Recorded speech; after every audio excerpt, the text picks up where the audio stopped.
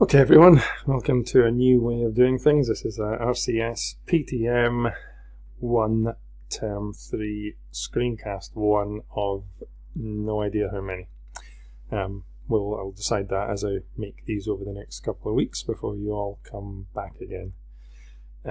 All I want to do, I'm going to keep these really short, so what I want you to do is to open up the software, watch these screencasts, have a little play around, and then we can do tutorials, online tutorials, so you can, if you've got any questions or anything like that. So these will all be fairly short, and I will focus in on different areas with each screencast so you can jump in and out of them as you wish. So this one is really just looking at the idea of the working space.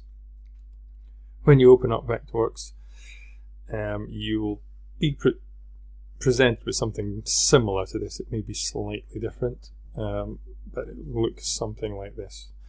All I want to do in this screencast is to point out the palettes, they're called, these things that are lying around the workspace.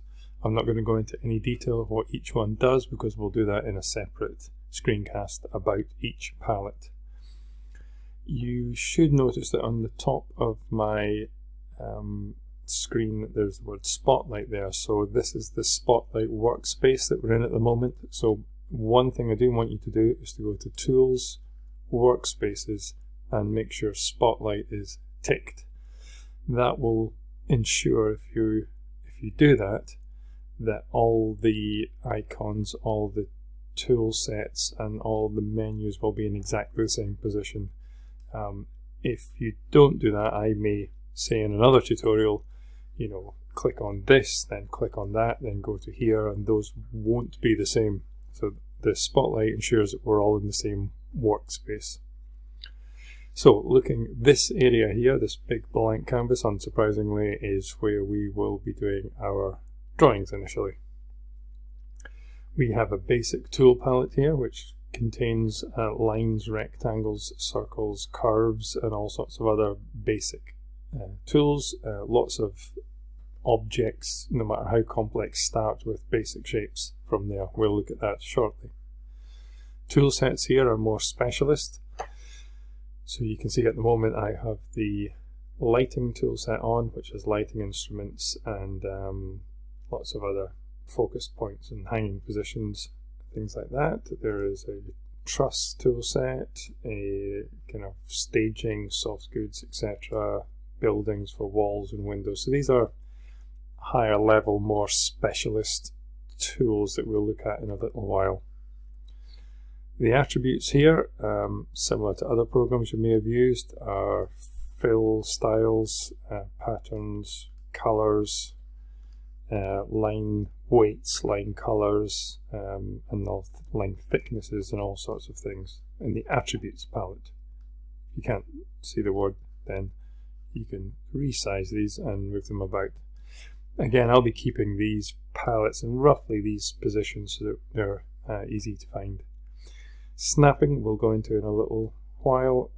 That just allows you to, unsurprisingly, snap to or not snap to objects when you're drawing. The resource manager here is an auto hide drop down thing that we'll look at in a short while. This will allow us to pull resources from online and look at resources within drawings. Over on the right hand side we have an object information palette. This is a critical palette. We use this a lot, and I'll show what that does in the next tutorial when we look at some basic shapes. Navigation, we have start to get used to these words, classes and layers. So the icon there with the little dots on it is classes, and the stacks of paper are layers. You might notice the same icons appear up in the top here, classes and layers. So these are kind of design layer 1, design layer 1. We can start to see that these are the same thing. Classes, dimension none, classes, dimension none. these are the same things, this is just a different way of accessing it. Classes and layers are critical to Vectorworks, and we'll look at those in depth in other tutorials.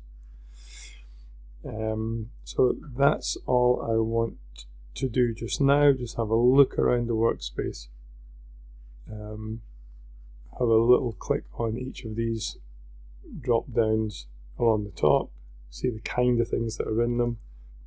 Take your mouse, hover across the icons. Vectorworks is very friendly, and it tells you what the icon does, creates rectangles for tool modes. We'll look at that shortly as well. So no more than that, just have a look around the space, and we'll see you in the next tutorial.